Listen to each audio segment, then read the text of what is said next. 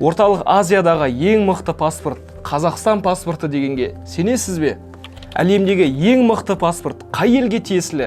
Қазір түсіндіреміз. Жақында медиа беттерінде Орталық Азиядағы ең мықты паспорт Қазақстан паспорты деп жазылған материалдарды көрген шығарсыз. Сіздер әзірше лайк басып бізді қолдаңыздар. Қазір түсіндіруді бастаймын. Arton Capital компаниясы әлемдегі 199 елдің паспорт күшіне мониторинг жасайды. Мысалы, биылғы паспорт индексі рейтингі бойынша Қазақстан Орталық Азия елдері арасында көш бастап тұр. Біздің мемлекет 199 елдің арасында 53-ші орында Наура мемлекетімен бірге орналасқан.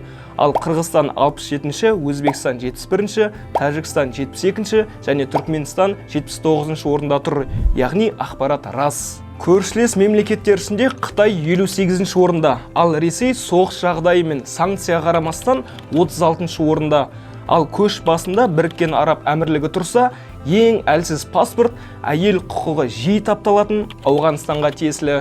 Каналға тіркел, лайк басыңыздар, келесі кездескенше.